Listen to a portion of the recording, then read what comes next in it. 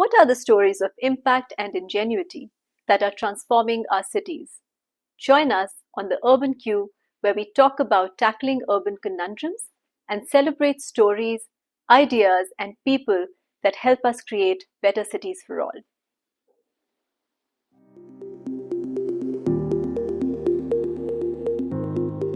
Hello, everyone, and welcome to the Urban Q. Today I have with me Bimal Patel.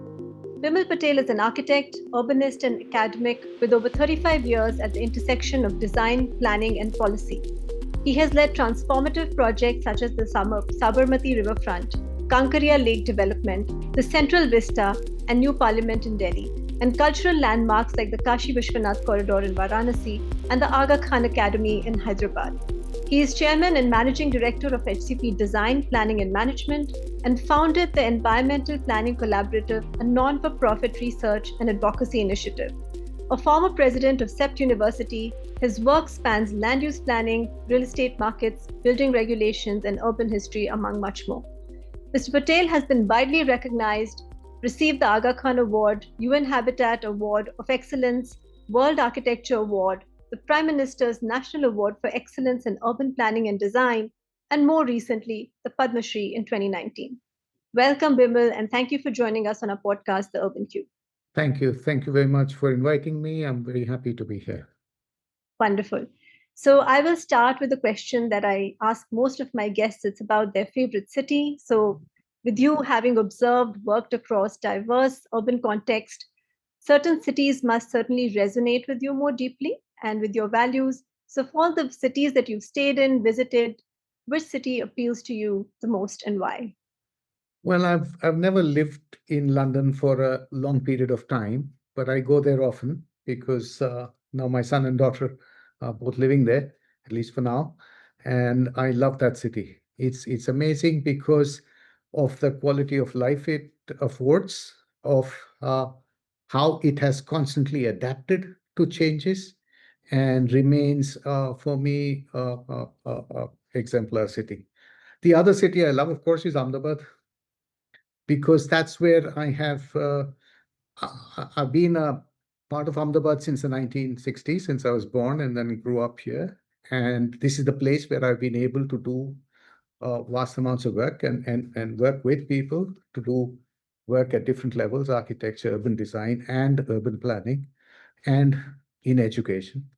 And so this is my favorite city. Wonderful. So home city and pretty much a global city, London.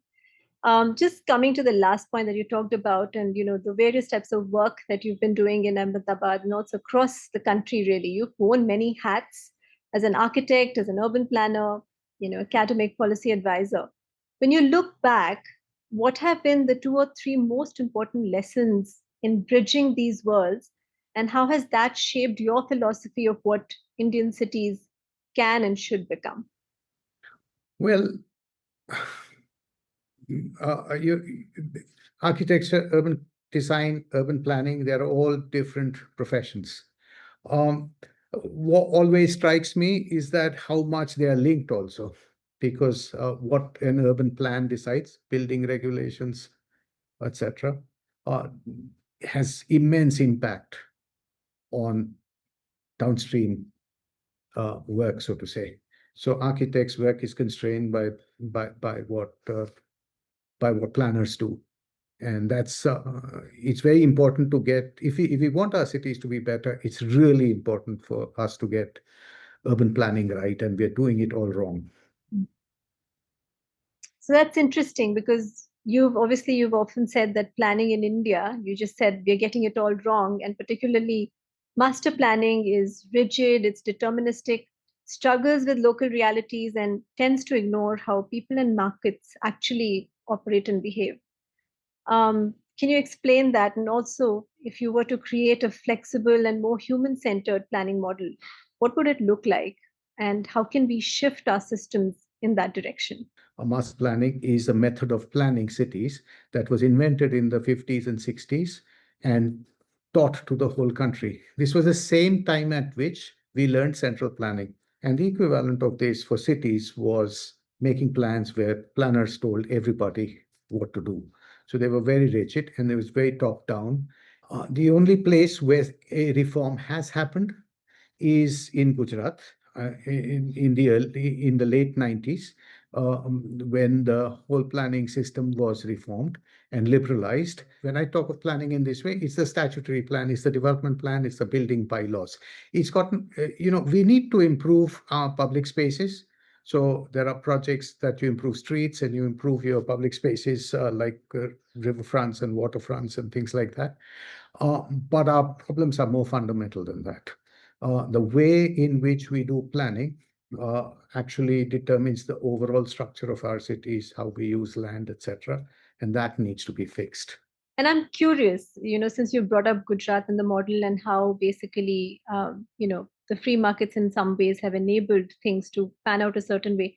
Do you think that is the central problem and that is the reason why that model is not replicable or replicated across the country? It's seemingly simple, it's seemingly logical. Why don't we do more of that? Um, we don't do it because master planning has a very strong grip. It's not that Gujarat had any structural reasons. There were just some contingent reasons because of which we managed to get some reforms uh, and go off on a different trajectory after that. I don't think the rest of the country cannot learn it. It's just that they're so solidly in the grip of these ideas, old ideas, and at some point they will shift. All of them will shift because that's the only thing that actually works. There's nothing different about Gujarat. Well, that's good to hear that on a positive note. Yeah. Coming and touching upon the point that you brought about design, you talked about public spaces, you talked about riverfront developments. You've also talked about how urban design needs to go beyond just aesthetics, and that unfortunately is something that a lot of our cities are now pursuing. How do you make places look good? But it isn't just about how places look; it's really about how they work for people and whether they work for people. So, given our world class infrastructure ambitions, how do we make sure that our cities also stay inclusive, livable, environmentally sound, robust, all of that? That balance often sparks a lot of debate, and especially when you think about mega infrastructure projects. What's your take? Can we do it? If public spaces have to be improved, first of all, they have to work functionally. They have to work, but they have to work functionally for everybody. It's not that you have to work for one. So there should be place for pedestrians to walk.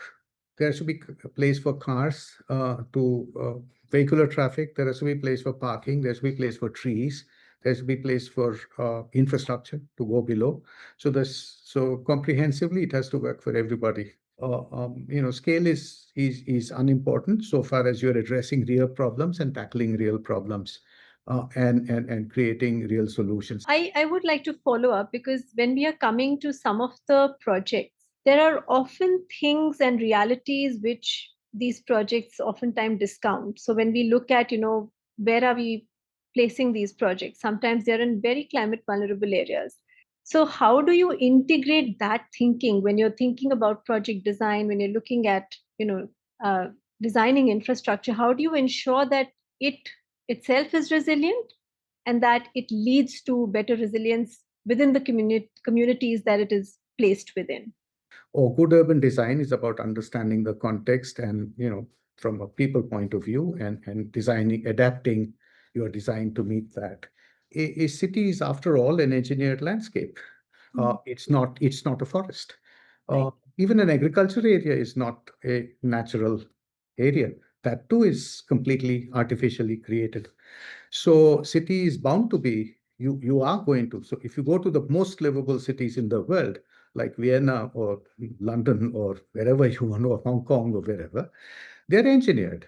But they're engineered to be resilient. And they're engineered, they transform a hostile ecology into something that is livable for a million people. You close back a million people, you're not going to be able to preserve the original ecology of the place. You just have to do it well. That is the important thing. It's like a spaceship you're living in. Yes, absolutely. Are there instruments or tools or principles that we can use for better decision making within the construct of an engineered landscape. One thing you have to keep in mind, really, that not everything can be designed. The work of a planner is to create frameworks on which people Yes. can sort of add and build and what they do. So, for example, famously, New York was built on a grid of streets, and the plan is nothing but a grid of streets. Beyond that, everything else is decided by people. It's a completely artificial landscape. You cannot find more artificial than Manhattan. And yet, it's environmentally sound because it uses the least amount of energy, least amount of traveling. So it's ecologically makes sense. It works for people. That is why people flock to it. It's economically productive. So it's possible to build these things. It's not possible. We just have to learn from how those methods work and use them here. That's an interesting observation that we're not going to get it right all in one instance. We'll have to, Nobody does. yeah, Nobody does. we'll have And to. and the I think it's the work of professionals. Urban planning is not that well established. The capacity to do urban planning is not that well established. But I'm quite certain as cities get start working on problems, so 10 years, I mean, already I can see in Ahmedabad that we are much better than we were 30 years ago when we started off, and we do a lot of things much better than we used to do then. And I think countrywide we will get a improvement. Yeah. So iterate, learn. So Yes, there's no other choice. Everybody's done it like that. Even London used to be a horrible city to live in. It's the most livable, one of the most livable cities in the world, or many others like that. They continued to solve problems as they came, incrementally improve things every once in a while, taking maybe some, they build a mega project like the Crossrail or Elizabeth Line, as they call it. It's a mega project. That solves. That brings me to another point that sometimes things have to be done at scale. You simply cannot do that incrementally. You hmm, cannot build a Crossrail or a mega or Elizabeth Line in bits and pieces. You can't build a bridge in bits and pieces. You'll have to do it at scale. So one should be scared of scale per se. Just try and get that right. Yeah. no, absolutely. So another thing is that, a lot of the attention when it comes to planning, investments, other things goes to big cities in the country. But a lot of India's urban growth is also happening in these transitioning areas where tier two, tier three cities are coming up in good and bad ways. So, do you think there's a planning approach and differentiated standards that we need to understand and, you know, implement in these places without replicating sort of the mistakes that we've made in our larger cities? So, how do we iterate and learn and then think about how do we apply it in some of these upcoming cities?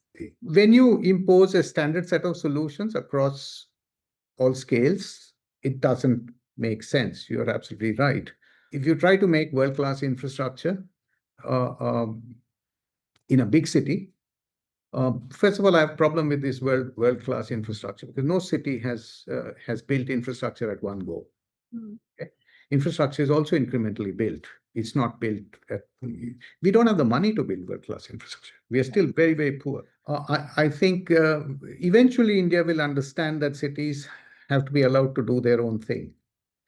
You see, there was one point at which the burden of economic development of India was borne by the central government, and they went around trying to say, we are going to develop the country. Mm. Now you have a whole lot of states, all of them trying to do their own thing. Uttar Pradesh, Karnataka, Gujarat, everybody is trying to, attract investments, do things, etc. So there's certain degree of competitiveness between the states, and they are all trying to solve their own problems in a sense. And to go on. So you sort of added a thrust to that development. Well, we are going to have to just take it one step further. Some state chief minister is going to become wise and say that, listen, I can't. This is not just my burden. The 5 cities in my state have to all work to solve their own problems. And the only institutional model that works is when cities try to solve their own problems, not some state government or some central government. We have to wait and watch because I don't think that has happened anywhere. There is nowhere do we have a state that is advanced enough to understand that it needs to free its cities and make them more autonomous to solve their own problems and make their own plans and collect their own money and benefit from whatever they manage to do. And that sort of autonomy is crucial. Lots of people don't believe that that is the case, but they'll come around to it because nowhere in the world has urban development happened with somebody on top trying to solve everybody's problems. No, absolutely. And you're right about the autonomy. And it will be interesting to see which state gets that right. Do you have any predictions for which one might from your No, experience? no. As of now, it does. I don't have any sense of where this will happen first, but somebody will do it. Somebody will get it. Interesting, because I think in certain cases, in some places, we are actually going in the opposite direction. So it will be interesting to see which state You're gets. right. You're right. You're right.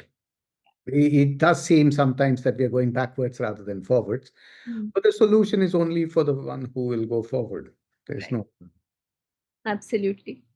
So, Vimal, coming to the last question, our cities are kind of expected to anchor this, 30 trillion or whatever trillion ambition that we have for our economy by 2047. From your perspective, what kind of physical and institutional transformation is going to be absolutely critical to making that vision real? One thing that you just talked about is basically, states having the autonomy to decide and kind of decide their own future, their own vision, and how far they want to take it. What other kinds of physical and institutional transformations are really needed in our cities? Well, the institutional transformation we already talked about. You need to free cities up. Imagine a world in which uh, cities, Bangalore and Ahmedabad, and the mayors of these different places are going around the world trying to attract investments and jobs to their area, trying to. Now, to do that, they will have to obviously promise, investment is going to the place that allows companies to be productive Mm. and to places that are livable. I do believe that the solutions will all be worked out by cities themselves. It's not some no no nobody has to carry the burden of finding that solution. And Hmm. that's I've seen that happen in Ahmedabad. Ahmedabad worked really well, has worked historically in its whatever 500-year history or whatever more modern history in this 200-year history.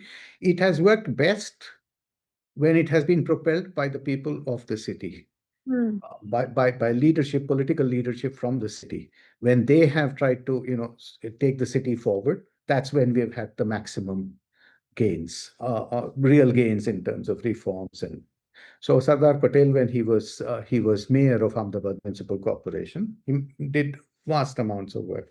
So if one looks at the history of various cities, Bombay or Calcutta, you find that the times at which they made the biggest and best innovations and solved their problems best was when city leadership was was propelling that change. It's like it's this patronizing attitude of top down, I'm going to solve everybody's problem. That is really stalling India's urban development. Right. As soon as you start freeing the cities to do what they need to do and out of the clutches of higher levels of government, then you start getting very different sort of cities. Right.